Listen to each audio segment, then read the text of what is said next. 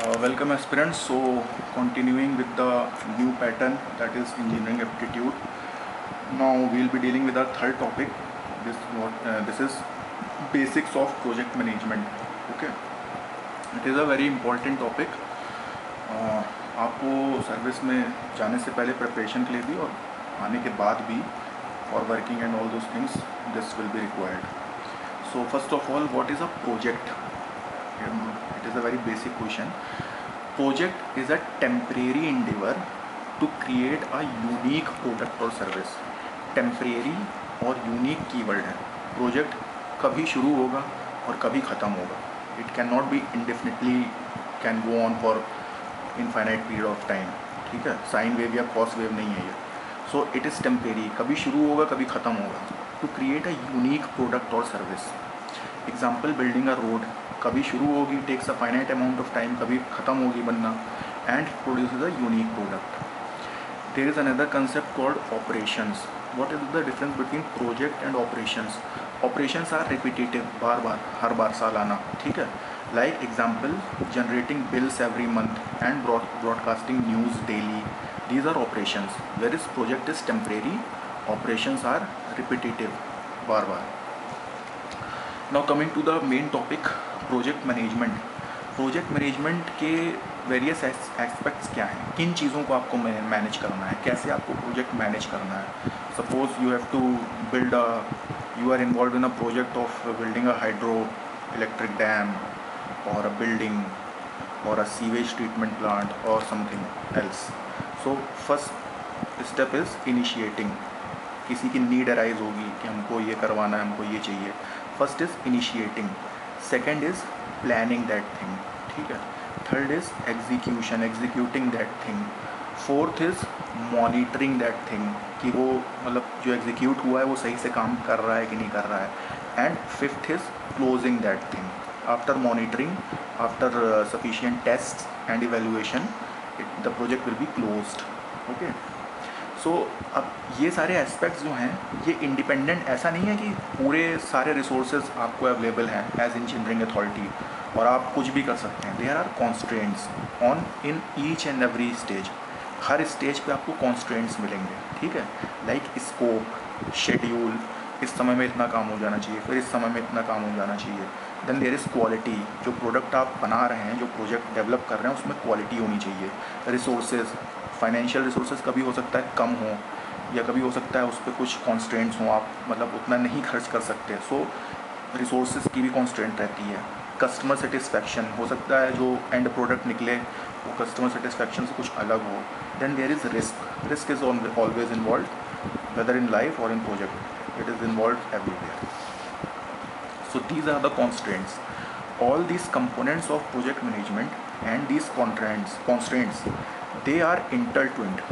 Okay, they are so much interconnected that इसमें से कोई भी एक constraint होगा वो हर स्टेज पे कहीं ना कहीं इफेक्ट करेगा. For example time. सपोज आपका कोई प्रोजेक्ट था, वो फरवरी 2016 में उसको प्रोजेक्ट को कंप्लीट होना था. अब वो ड्यू टू डिले और समथिंग एल्स वो प्रोजेक्ट चलते चलते जो है सितंबर 2016 हो गया. सो विद टाइम जैसे जैसे इंक्रीज़ होगा, प्रोजेक्ट का कॉस्ट भी वैसे वैसे इंक्रीज़ होगा, क्योंकि प्रोजेक्ट में एस्केलेशन होता है. ठीक है, जो चीज़ें, जो मटेरियल, जो लेबर, जो इनपुट लग रहा है, उसका टाइम के साथ एस्केलेशन होगा, क्योंकि इन्फ्लेशन बढ़ता है. इन्फ्लेशन बढ़ता है तो चीज़ों के दाम बढ़ते हैं. ठीक है, cement, steel and extra cables and all those things, उनके भी दाम बढ़ेंगे टाइम के साथ. सो टाइम जैसे जैसे बढ़ेगा, प्रोजेक्ट का कॉस्ट भी वैसे वैसे बढ़ेगा. टाइम भी बढ़ा लेकिन आपने प्रोजेक्ट का कॉस्ट सेम रखा तो क्वालिटी कॉम्प्रोमाइज़ होगी. ठीक है, कैसे? मान लीजिए कोई इनपुट था, अब टाइम के साथ उसकी वैल्यू बढ़ गई, लेकिन आपने कहा नहीं, कॉस्ट तो सेम रहेगी, तो कोई इन्फीरियर क्वालिटी का मटेरियल यूज़ हो सकता है. या अगर इन्फीरियर क्वालिटी का मटेरियल नहीं यूज़ हुआ तो वो उस मतलब एडिक्वेट क्वांटिटी में वो मटेरियल लग नहीं पाएगा, कहीं ना कहीं कॉम्प्रोमाइजेशन होगा, उसकी वजह से क्वालिटी आपकी रिड्यूस होगी. थर्ड इज सपोज स्कोप में एक्सटेंशन हो गया. पहले आपको जो है STP बनाना था, सीवेज ट्रीटमेंट प्लांट. ना उसको रिसाइकिल करके, रीयूज़ करके कुछ और करना है, अब स्कोप में एक्सटेंशन हो गया, तो वो भी आपको जितने भी एस्पेक्ट्स हैं वो अकाउंट में लेने पड़ेंगे, उसकी वजह से कॉस्ट एंड टाइम एक्सटेंशन होगा, ठीक है। सो हर कॉन्स्ट्रेंट हर जगह पे किसी ना किसी पैरामीटर को प्रोजेक्ट के अफेक्ट करता है। ये सब जो चीज़ें हैं, ये चीज़ें समझ के ही आप ऑब्जेक्टिव जो पूछा जाएगा, यूपीएससी ऑब्जेक्टिव पूछेगा प्रोजेक्ट मैनेजमेंट से, तभी आप आंसर टिक कर पाएंगे। ये सारे कंसेप्ट आपको समझना ज़रूरी है। टाइम बढ़ गया तो क्या होगा, स्कोप बढ़ गया तो क्या होगा, क्वालिटी रिड्यूस हो गई तो कैसे हो गई, ठीक है। Then come to project management. Project management तो प्रोग्राम मैनेजमेंट। एक होता है प्रोजेक्ट मैनेजमेंट जो हमारा होल टॉपिक है। Another concept is program management. Program management is the process of managing multiple ongoing projects. Okay, so project management is a subset of program management. Example, designing, manufacturing and providing support infrastructure for automobile. In some cases project management is a subset of program management. Program management में बहुत सारे projects होते हैं। Then there is another concept called portfolio management. Portfolio क्या होता है?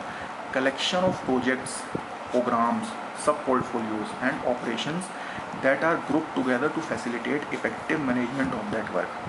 तो hierarchy कैसे बन गई? सबसे पहले पोर्टफोलियो होगा। पोर्टफोलियो के अंदर कई सारे प्रोजेक्ट्स या प्रोग्राम्स होंगे, कई सारे प्रोग्राम्स ये हैंडल करेगा एक पोर्टफोलियो। इन हर एक प्रोग्राम के अंदर कई सारे प्रोजेक्ट्स होंगे, ठीक है। So hierarchy will be portfolio, then program, then in each program there will be several projects. Okay, then we come to a very basic question that what is the need for project management. Project management की ज़रूरत क्यों है? To manage project effectively projects जो हैं वो manage हों। Exponential expansion of knowledge. Project को management करने में कई एक्सपर्ट्स की आप मदद लेंगे, ओपिनियन लेंगे, ठीक है, उनका कंसल्टेशंस करेंगे लोगों के साथ। There is exponential expansion of knowledge. Global demand for goods and services, ठीक है। जितने भी बिजनेस आज इंडिया में आ रहे हैं, दे डिमांड कि हमें इलेक्ट्रिसिटी सही से 24 आवर मिलनी चाहिए, पावर सप्लाई मिलनी चाहिए, इंफ्रास्ट्रक्चर, रोड सही से होने चाहिए, ब्रिजेस सही होने चाहिए, ई कॉमर्स बहुत बढ़िया होना चाहिए। So global demand for goods and services, that is why project management is needed. Then there is global competition, ठीक है। Then team is required to meet the demand with quality and standard. कोई भी काम आप अकेले नहीं कर सकते, always a team is required to meet the demand with quality and standard, that is why project management is needed. इन सब की वजह से प्रोजेक्ट मैनेजमेंट नीड होता है। Then what is the need? Continuing with the need for project management, it involves improved control over project. Project management से various aspects design हो जाते हैं। क्या स्कोप है उसका, कि कब शेड्यूलिंग, प्रोजेक्ट शेड्यूलिंग क्या है, कितने समय में क्या काम होगा, फिर उसके बाद क्या काम होगा। सीरियल वाइज पूरा स्टैक वाइज प्रोजेक्ट जो है उसके कंपोनेंट अरेंज हो जाते हैं। So improved control over project, improved performance and improved budget and quality control. Okay, that is why project management is needed. Then there are 10 knowledge areas. अगर आपको project management करना है तो you have to be an expert in 10 knowledge areas which are defined in a PMBOK. PMBOK is a guide for project management. It is known as project management body of knowledge. इन्होंने 10 knowledge areas निकाले that for project management you need this thing. For project management you need project integration management, you need project scope management, project cost management, project time management, integration management, cost, scope, cost, time, risk management, quality management, that is planning, then identification, then analysis, response planning and controlling. किस quality का हमको end product चाहिए। Then there is HR management, क्या human resource चाहिए, किस तरीके के workers चाहिए, किस तरीके का स्किल चाहिए। Then project communication management, then project procurement management. Procurement मतलब कि कुछ ऐसे एलिमेंट्स हो सकते हैं, मटेरियल हो सकता है जो आपके प्रोजेक्ट में डायरेक्टली ना इन्वॉल्व हो, या जो कॉन्ट्रैक्ट हुआ हो उसमें डायरेक्टली इन्वॉल्व ना हो, कुछ चीज़ आपको बाहर से प्रोक्यूर करनी है। So that is included in project procurement management. Then there is project stake holder management. जितने भी स्टेक होल्डर हैं उस प्रोजेक्ट के, जो प्रोजेक्ट डेवलप कर रहा है, जो उस प्रोजेक्ट को यूज़ करने वाला है, जिसने उस प्रोजेक्ट को फाइनेंस किया है, उन सारे स्टेक होल्डर्स के नीड, उनके एस्पिरेशंस, उनके एप्रीहेंशंस, उनको या उससे जो प्रोजेक्ट से इफ़ेक्ट होने वाले हैं, उनको आप कैसे मैनेज कर रहे हैं, that is project stake holder management. So इतनी चीज़ें 1 2 3 4 5 6 7 8 9 10, these are the 10 knowledge areas which are included in project management. Okay, objective पे क्वेश्चन आ सकता है आपको, इनमें से किसी पे भी क्वेश्चन आ जाएगा।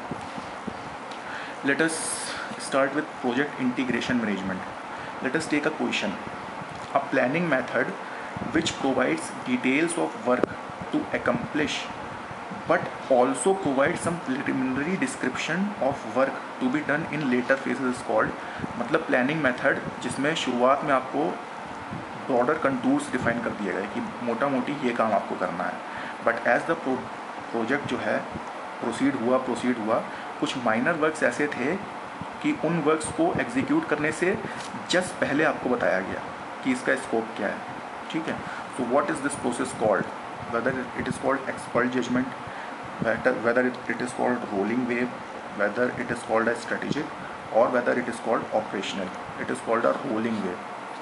As the name tell you, rolling wave मतलब रोल हो रहा है।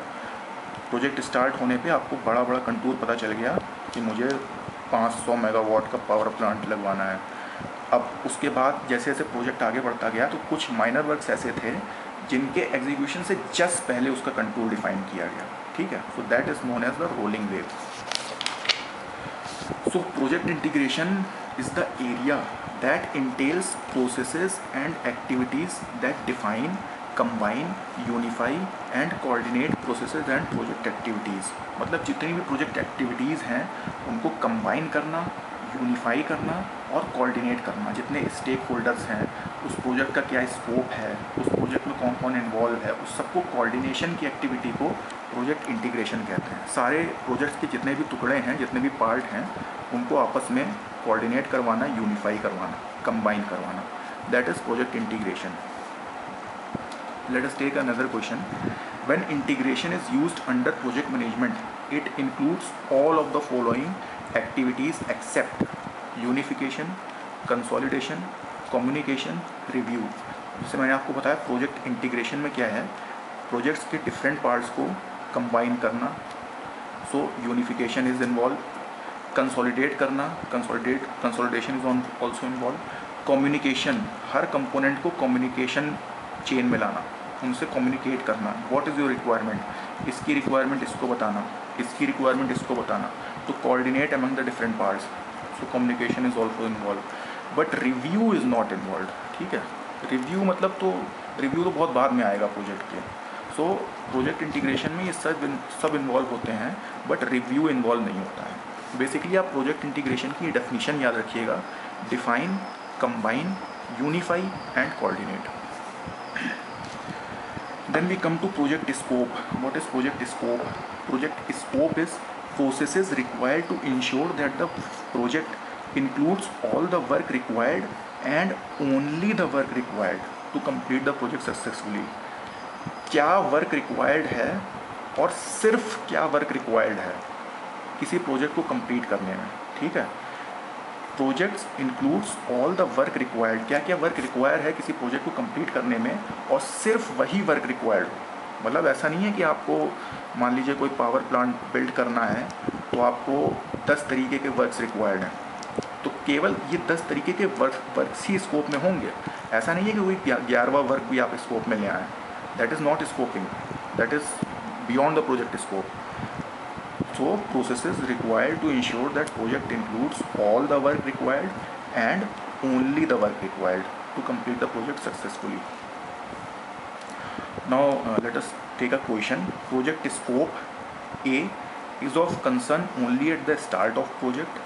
B mainly a problem to be handled by change control procedures during execution phase. C should be managed and controlled from the project concept through closing.